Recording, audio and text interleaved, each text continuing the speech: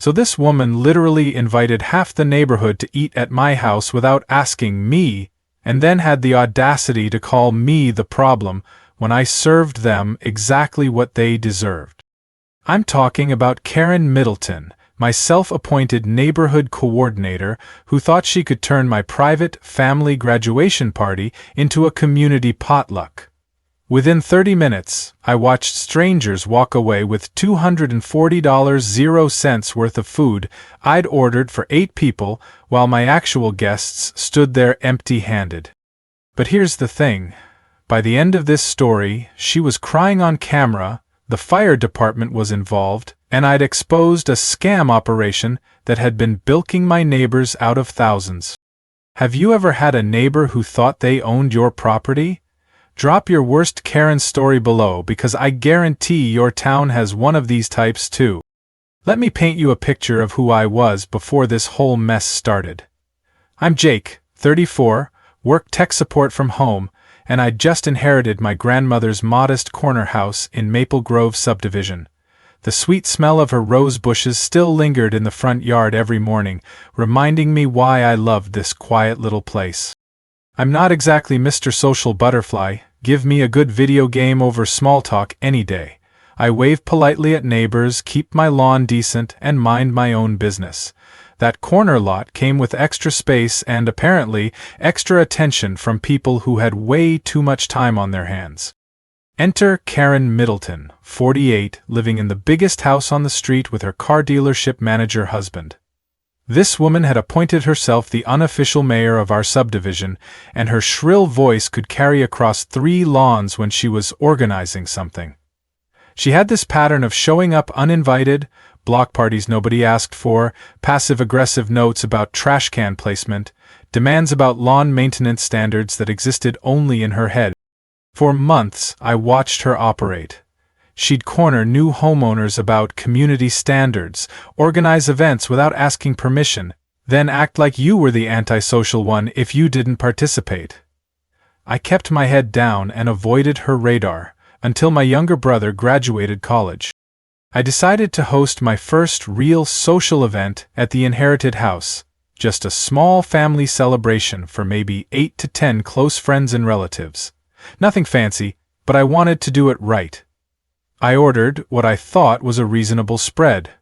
Wings, pizza, some sides. The sound of delivery trucks rumbling up my gravel driveway must have been like a dinner bell to Karen. She spotted the food delivery and approached with that fake friendly smile I'd seen her use on other neighbors. "Oh my, that's quite a spread. Having a little get-together?" "Just family celebration, nothing big," I told her, already sensing where this was heading. "Well, isn't that nice? I'm sure you won't mind if I mention it to a few neighbors. We're always looking for community events. Actually, it's really just..." "Don't be modest.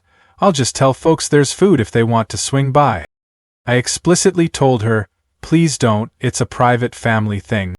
She waved me off like I was being ridiculous. "Oh, community is what makes neighborhoods great." The click of her heels on pavement as she marched away, already pulling out her phone, filled me with growing dread. I watched from my window as she made calls from her front porch, gesturing toward my house. Within 30 minutes, strangers started showing up with empty containers and to-go bags. People I'd never seen before were walking into my backyard like it was a public park. Karen appeared with the smuggest smile I'd ever seen. "I told everyone you were doing a lovely community buffet." My food disappeared before my actual guests arrived. My brother showed up to find me standing in an empty kitchen, watching neighbors I barely knew walking away with our dinner. Karen's parting shot as she left with her own full container? Next time, plan better if you're going to advertise free food. The next morning, I woke up to 17 notifications from the neighborhood Facebook group. Karen had beaten me to the punch with her version of events. Her post read, "Some neighbors promise free food, then get upset when the community shows up. Very disappointing behavior from someone who should understand community spirit." The comments were brutal. Neighbors I'd never spoken to were calling me selfish and ungrateful. Karen positioned herself as the victim who was just trying to build community spirit. while I was the antisocial hermit who couldn't follow through on my commitments. But I'm not completely stupid. I screenshot everything before it could disappear, then posted my own polite clarification with receipts. I included photos with timestamps showing exactly when the food was delivered, when Karen arrived, and when I explicitly told her not to invite others. Knowledge nugget time. Screenshots are evidence. Always document boundary violations in writing for future disputes. Digital evidence is your best friend when dealing with manipulative neighbors. Karen's response was swift and predictable. She deleted her original post within an hour, then claimed I was harassing her with my false accusations. But here's where it gets interesting. She also reported me to the HOA for disrupting neighborhood harmony.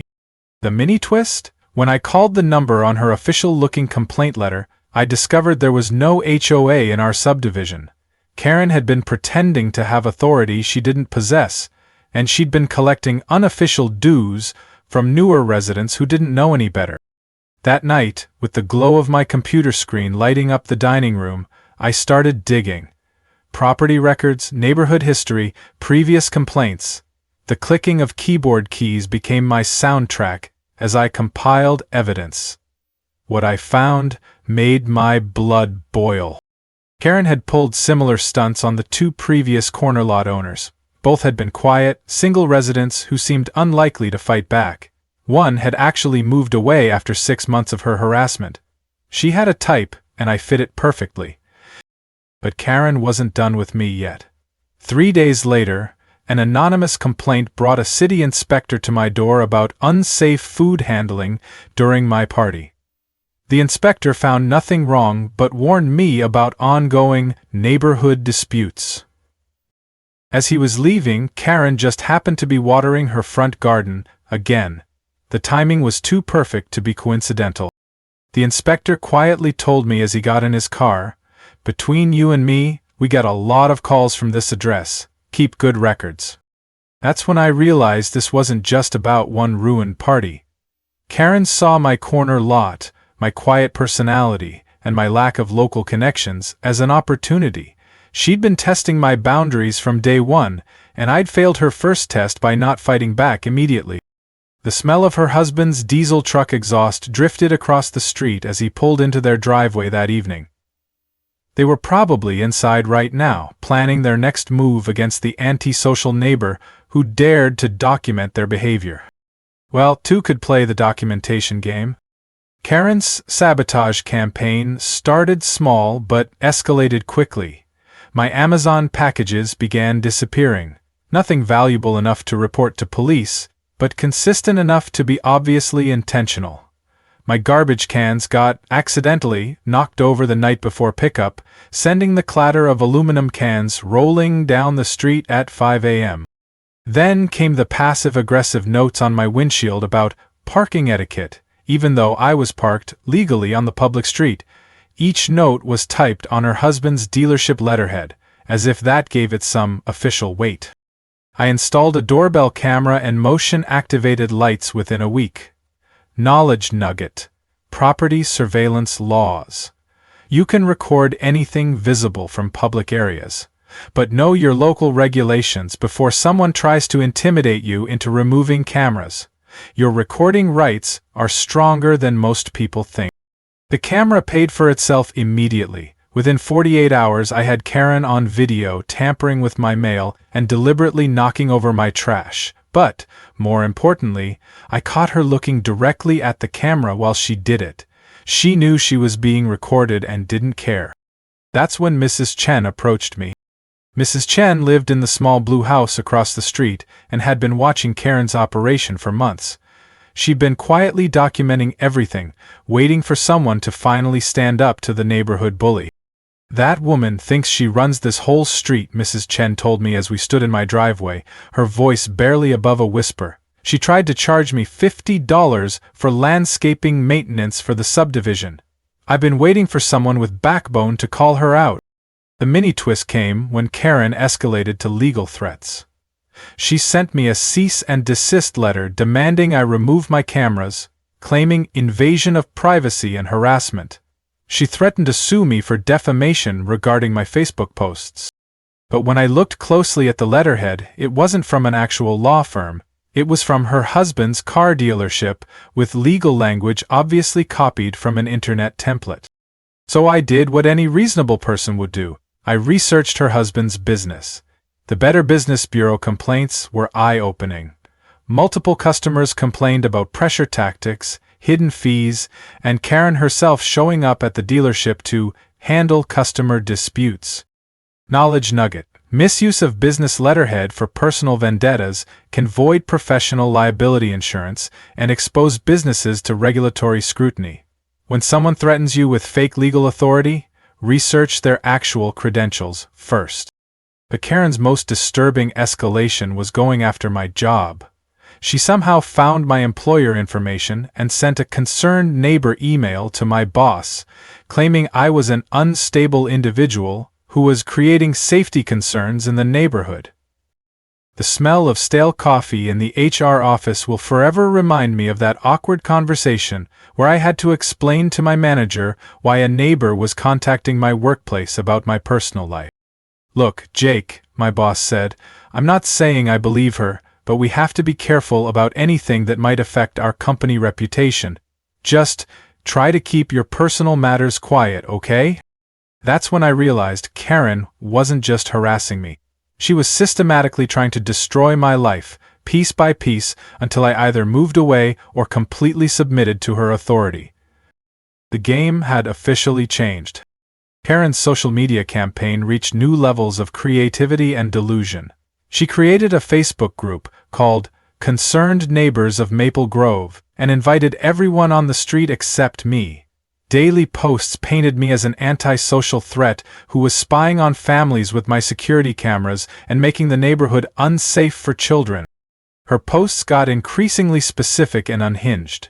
She claimed I was recording people through their windows, impossible from my camera angles, that I was operating an illegal business from my home, tech support doesn't require customers to visit, and that my erratic behavior was affecting property values.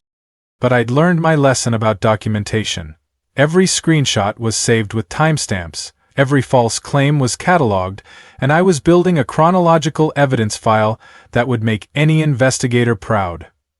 Knowledge nugget: harassment documentation requires organized chronological evidence with dates, times, and witnesses. Courts love patterns that show systematic behavior. Keep everything, even stuff that seems minor at the time. Mrs. Chen provided a signed witness statement about Karen's previous intimidation tactics, including the fake landscaping fee and attempts to control who could park on the public street. Other neighbors started quietly approaching me with their own Karen stories. The mini twist came when Karen organized a neighborhood safety meeting at the community center. She printed official-looking flyers claiming this was an emergency session to address a security threat in our subdivision. She even had a petition demanding my security cameras be removed, with language that sounded legal but had no actual authority behind it. What Karen didn't know was that I'd brought my phone and recorded the entire meeting. She made multiple false statements about my legal obligations, claimed authority she didn't possess, and even suggested that homeowners had the right to demand their neighbors remove security equipment. When I posted the complete timeline of harassment to the neighborhood social media groups, including video evidence of Karen's mail tampering and property violations, the sharp intake of breath from neighbors seeing the truth for the first time was almost audible through their computer screens. Public opinion started shifting. Comments that had previously supported Karen's version of events were quietly deleted. People began privately messaging me with apologies and their own stories of Karen's boundary violations. But Karen's response to losing control was predictably explosive. She filed a false police report, claiming I had threatened her physically during a confrontation that never happened. When the officers arrived at my house during my work-from-home day, Karen was obviously watching from her window. The body cam footage later showed Officer Martinez telling me, "Sir, we get frequent calls from this address. You're doing everything right, just keep documenting and stay away from her." That's when the real alliance formed. 3 neighbors approached me with their own evidence of Karen's scam operation. Tom, a retired postal inspector, offered to help with the federal mail tampering case. Mrs. Chen revealed that Karen had tried to charge her for snow removal services she never requested or received. The mailman mentioned off-record that Karen had been redirecting packages and mail for multiple residents, claiming she was helping with community organization. Late that night, spreading documents across my dining room table, the rustle of papers told the story of Karen's systematic targeting of elderly residents, new homeowners, and non-native English speakers. This wasn't random harassment. It was a calculated scam operation using fake authority to steal money from vulnerable neighbors. Karen wasn't just a nuisance neighbor, she was a predator, and I'd accidentally stumbled into the middle of her hunting ground. My research into property deeds started a simple curiosity about neighborhood history, but what I discovered changed everything. Karen's house, the biggest, most impressive property on the street that gave her so much perceived authority, was in foreclosure. Had been for 6 months. All her neighborhood coordinator behavior, all her fake authority, all her desperate attempts to control everyone around her, it was covering up financial desperation. Knowledge nugget: public foreclosure records are searchable online through county clerk databases, and they reveal a lot about someone's real financial situation. Always verify someone's actual standing before accepting their demands or authority claims. The scam pattern became crystal clear once I had the financial context. Karen had been collecting fake HOA dues from at least 8 neighbors over 18 months. Her official-looking invoices for landscaping fees, snow removal, and community maintenance had generated approximately $3,200, 0 cents in theft. Enough to delay her foreclosure, but not enough to actually save her house. Tom, the retired postal inspector, confirmed that multiple residents' packages and mail had been redirected by Karen for community distribution. She'd been intercepting delivery notifications and claiming packages for herself, then reselling items online to generate additional income. But the really damning evidence came from her husband's car dealership records. Karen had been using the business letterhead and invoice templates to make her fake community fees look official. The dealership was also under investigation for fraudulent financing practices. This was a family operation built on manipulating people who didn't know their rights. Mrs. Chen shared the final piece of the puzzle. Karen had exhibited the exact same behavior pattern at her previous address before moving to Maple Grove. She'd left that neighborhood suddenly after a community dispute, likely because she'd been exposed there too. The psychological profile was textbook predator behavior. Target vulnerable populations, establish fake authority, escalate financial demands, then disappear when exposed. The only reason she hadn't moved on from our neighborhood yet was that her foreclosure made relocation impossible. This revelation shifted my entire strategy. This wasn't about personal harassment or neighbor disputes anymore. Karen was actively committing federal crimes against elderly and immigrant residents who didn't understand the system well enough to fight back. I coordinated with Tom and 4 other scam victims to build a federal case. The scratch of pens as neighbors signed witness statements at my kitchen table sounded like justice finally getting organized. The ethical calculation was clear. Handle this through legal channels first, but be prepared for public exposure if Karen continued targeting vulnerable residents. She'd transformed from an annoying neighbor into a criminal who needed to be stopped before she could victimize anyone else. Mrs. Chen's wisdom guided my decision. Sometimes the only way to stop a bully is to show everyone who they really are.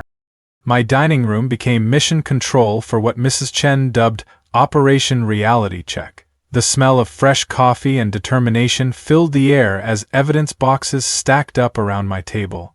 Tom brought his federal investigation experience, Mrs. Chen contributed her witness statements, and 3 other scam victims each added their specific expertise. Sarah, the retired accountant from 2 blocks over, reviewed Karen's fake invoices with a professional eye. "These numbers don't add up," she said, pointing to inconsistencies in the billing periods. She's been charging people for the same services multiple times. Mark, the former teacher, documented communication patterns that showed Karen's systematic targeting of non-native English speakers and elderly residents. His analysis revealed that her fake authority letters used increasingly complex legal language designed to intimidate people into compliance. Tom guided us through the federal complaint process step by step. Knowledge nugget. USPS investigation requires specific evidence formatting. Complaints must include documented patterns, financial harm, and witness availability for prosecution. Mail fraud becomes a federal crime when it crosses state lines or uses federal postal services, even for small amounts. I researched legitimate community organizing to counter Karen's fake authority claims. Real HOAs require state registration, elected leadership, transparent bylaws, and public financial records. Knowledge nugget. Actual HOA formation requires specific legal documentation filed with state regulatory agencies. Demand to see official paperwork before paying any community fees. If someone can't produce legitimate registration documents, they have no legal authority. While building the legal case, I discovered Karen had been expanding her scam to 3 different subdivisions through next-door posts advertising community coordination services. Screenshots from other neighborhoods showed identical patterns: fake authority, unofficial fees, intimidation of anyone who questioned her credentials. The counterintelligence operation revealed the true scope of her criminal enterprise. This wasn't just about our street. Karen was running a systematic fraud operation targeting suburban communities across the county. My surveillance system captured her ongoing crimes in real time: mail tampering, package theft, property violations, intimidation tactics, everything documented with timestamps and metadata that would hold up in federal court. The psychological preparation was harder than the technical setup. Confronting someone who'd been manipulating and intimidating me for months required a complete personality shift. Mrs. Chen shared wisdom from her decades of community advocacy.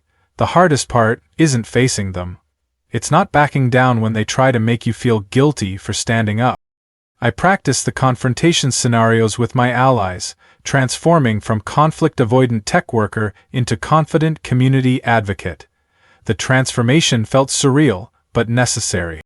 For the public revelation, we arranged a legitimate community meeting focused on education and prevention rather than personal revenge. The local city councilmen agreed to attend and explain actual community organizing procedures. A consumer protection reporter from the local news station was alerted to cover the neighborhood scam prevention workshop. Technical preparation included multiple camera angles, audio recording equipment, and witness coordination. Knowledge nugget. Recording laws for public meetings vary by state, but community centers are generally considered public forums where recording is permitted. Always verify local regulations before documenting confrontations. The backup plan was simple. If Karen didn't show up, the education session would continue anyway. Neighbors needed to understand their rights and how to identify similar scams, regardless of whether we'd got our dramatic confrontation. Karen's own husband had quietly indicated through intermediaries that he wanted her behavior to stop. The dealership investigation was affecting his business, and he was reportedly cooperating with federal investigators to minimize his own legal exposure. The nervous energy in my living room during final preparations felt like the calm before a very necessary storm. We weren't just confronting one neighborhood bully. We were dismantling a criminal enterprise that had been preying on vulnerable residents for years. Justice was about to be served, with a side of education and a healthy dose of community empowerment. Karen discovered through neighborhood gossip that I was organizing against her, and her response was swift, vicious, and desperately stupid. She escalated to personal attacks that revealed just how panicked she'd become about losing control of her scam operation. Fake reviews appeared on my company's Google page, claiming I was unstable and threatening customers. more false police reports landed on my doorstep, this time claiming I was running an illegal business from my residential property. The city zoning inspector who showed up looked as annoyed as I felt about the continued waste of municipal resources. Karen's new intimidation campaign involved recruiting her husband and adult son to drive slowly past my house multiple times daily. The deliberate rumble of their diesel truck engines at all hours was designed to make me feel watched and threatened. She was escalating from financial scams to outright stalking behavior. The threatening notes got more specific. Consequences of stirring up trouble, and some people should mind their own business before others mind it for them. Each note was carefully worded to sound menacing without technically crossing into explicit threat territory, the work of someone who'd done this before. The mini twist came when my security cameras captured Karen's son placing something suspicious near my mailbox. When I investigated, I found a GPS tracker. Confirmation that her harassment had escalated to electronic surveillance and stalking. Knowledge nugget. GPS tracking without consent is illegal stalking in most states, and federal investigators take electronic surveillance very seriously when combined with mail fraud cases. Document all intimidation attempts, even ones that seem minor. Patterns matter more than individual incidents in federal court. When I shared the tracking device evidence with the federal investigators, their interest level jumped significantly. Tom explained that stalking charges could add years to Karen's potential sentence and demonstrated clear intent to intimidate witnesses in a federal investigation. Karen's financial desperation was showing more clearly as her foreclosure date approached. She increased her fake fee collection attempts with more aggressive tactics, sending emergency community maintenance invoices after a minor storm that required no actual cleanup. My research revealed she'd been investigating my property value and mortgage information, probably planning to target me for larger fake fees once she'd established her authority through smaller scams. The community started actively reporting Karen's behavior to me, instead of falling for her manipulation. The mailman, UPS driver, and garbage collector all provided witness statements about her attempts to intercept deliveries and control access to residents' property. The crunch of gravel became a frequent sound as various service workers stopped by my house to share information about Karen's harassment of anyone who might expose her fake authority. My strategic patience was paying off.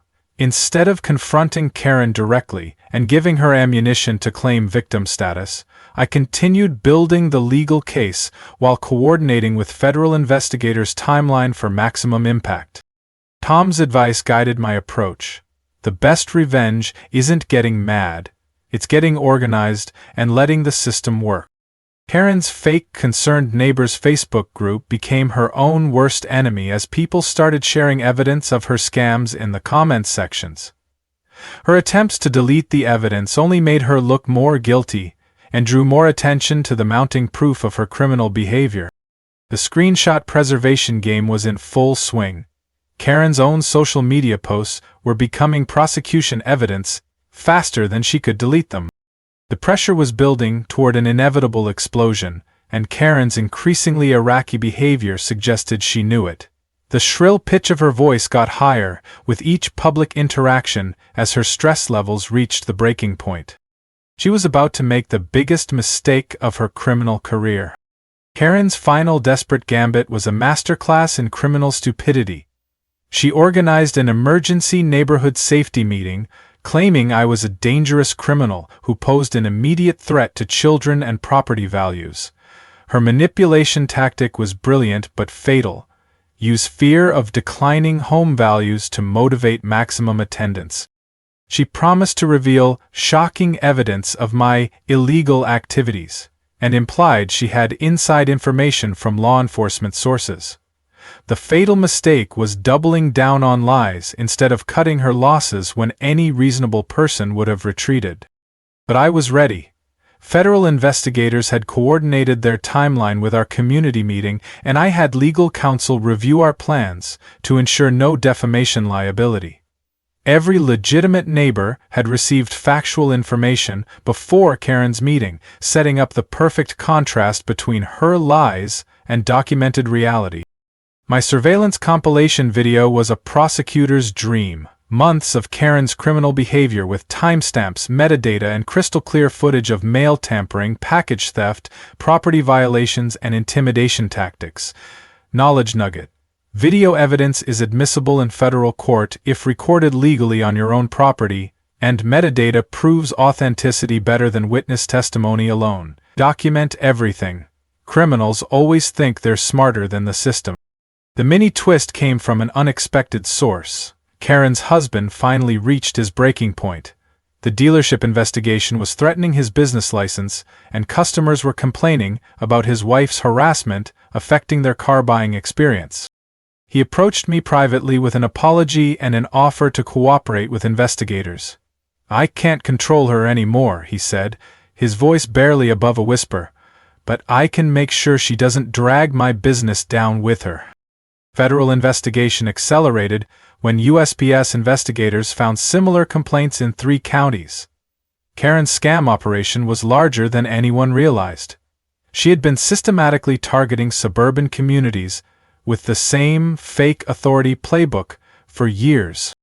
Tom revealed that Karen was likely facing federal charges within days, regardless of our community meeting outcome. The investigation had reached critical mass, and her public meltdown was about to become legally irrelevant. But I continued the community education campaign because neighbors deserve to understand their rights and recognize similar scams.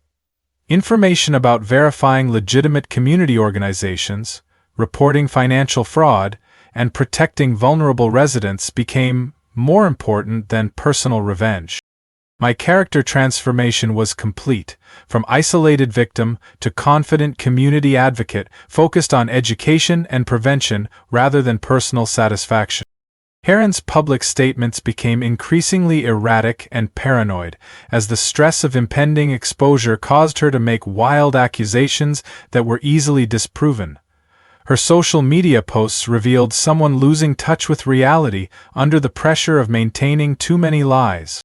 Neighbors started actively avoiding her instead of being intimidated. The awkward silence when Karen approached people at their mailboxes was almost tangible. Her fake authority had completely evaporated as people realized the truth. The stage was set for the most satisfying public education event in neighborhood history. All evidence organized, federal timeline coordinated, media alerted, allies prepared with specific roles. Everything was ready for Karen's final performance as a community menace.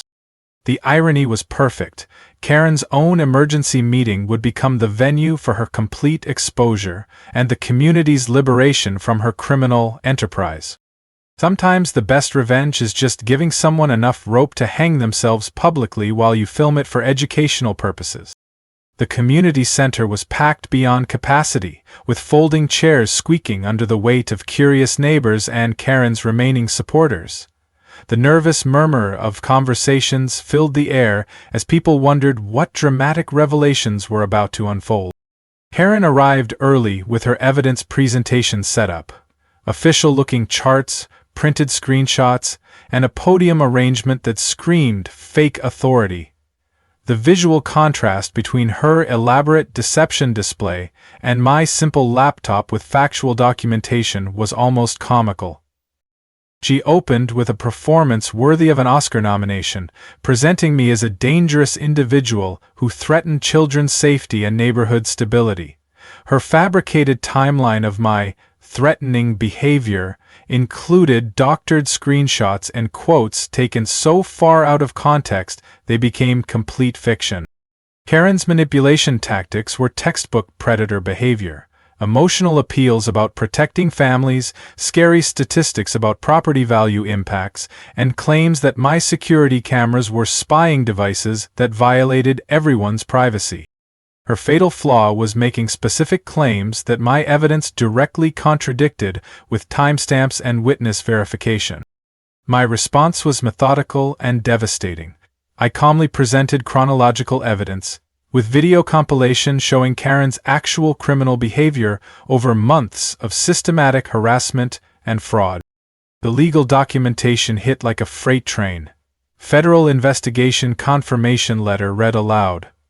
witness statements from multiple victims, financial records showing her theft operation, and mail fraud evidence that made the audience gasp. But the mic drop moment came when I played the audio recording of Karen admitting to managing community communications by intercepting and redirecting mail. Her own voice describing her criminal activity silenced the room completely. Mrs. Chen's witness testimony about Karen's fake fee collection, Tom's explanation of federal mail fraud penalties, and other victims sharing their experiences, created an avalanche of evidence that buried Karen's fake narrative entirely. Karen's psychological collapse was immediate and complete.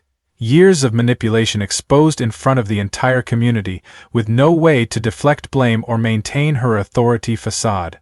The sound of her voice cracking as she realized she'd lost control was both satisfying and pathetic. Her attempts to blame me, then her husband, then claim misunderstandings fell flat as neighbors connected the dots about how they'd been systematically manipulated and robbed. The crowd's shocked murmurs turned to angry discussions as people realized they'd been paying fake fees to a criminal who lived in foreclosure while stealing their money. Perfect timing brought federal postal inspectors and local police through the doors during Karen's meltdown. She was served with federal investigation subpoenas in front of everyone, validating everything I'd presented as legitimate legal concerns rather than personal disputes.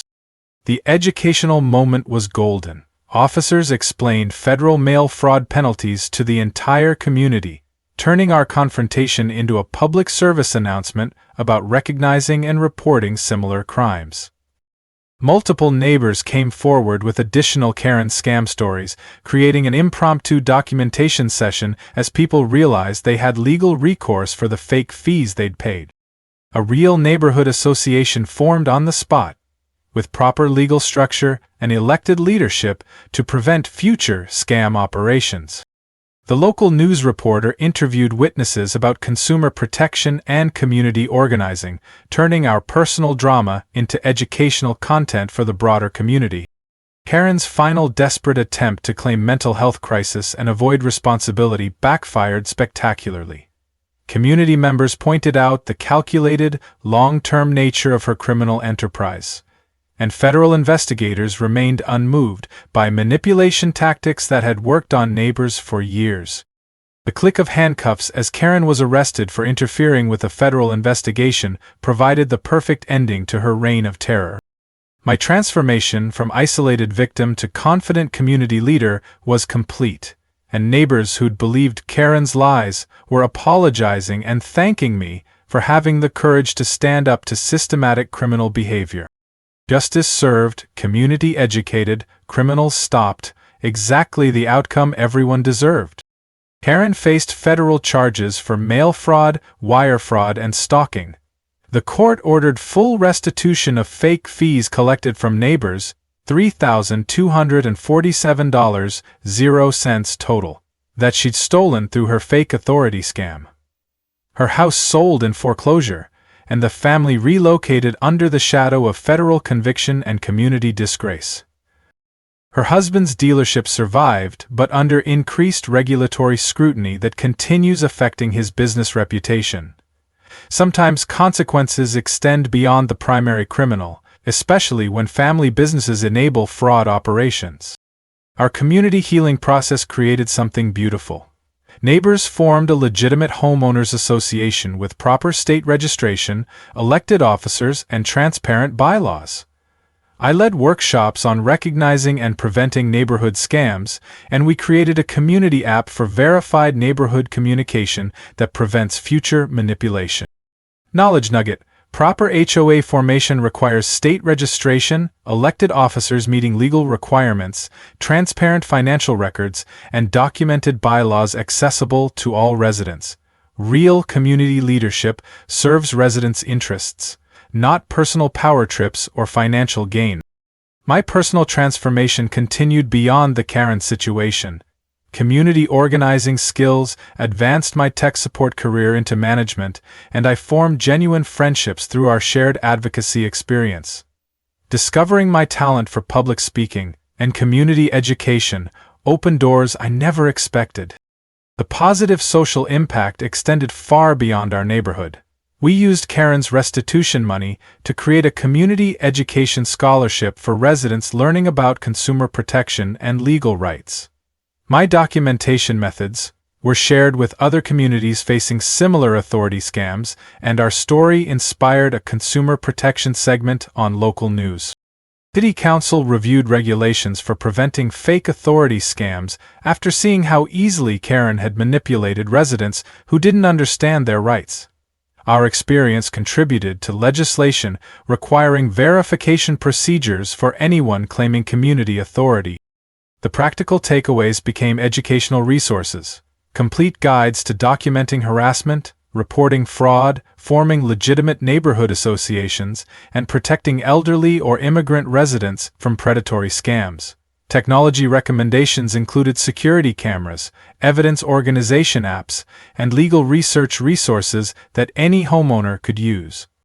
Karen's pattern was part of a larger trend affecting suburban communities nationwide, and our successful resistance created a template for other neighborhoods facing similar criminal operations. Consumer protection agencies adopted our methods for educational materials, proving that individual action can create systematic positive change. Our annual Community Protection Day festival brings together local law enforcement, consumer protection agencies, legal aid services, and neighbors who've learned that knowledge and organization defeat manipulation every time. The smell of legitimate community barbecue and the sound of children playing safely remind us why fighting for community integrity matters. The elderly neighbors Karen targeted now have support networks and education about recognizing scams.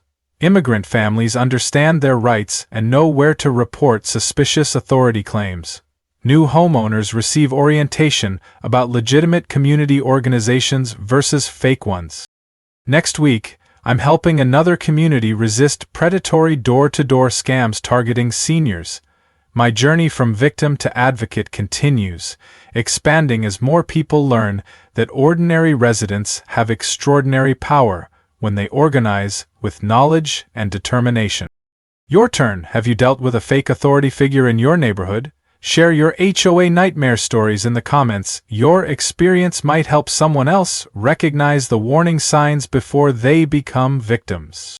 Subscribe for more consumer protection content because next week I'm sharing exactly how to spot and stop door-to-door scams targeting seniors. Knowledge is power, and community is protection. Sometimes the biggest challenge becomes your greatest strength, and every person has the power to protect their community from bullies and criminals who think ordinary people won't fight back. We proved them wrong, and you can too.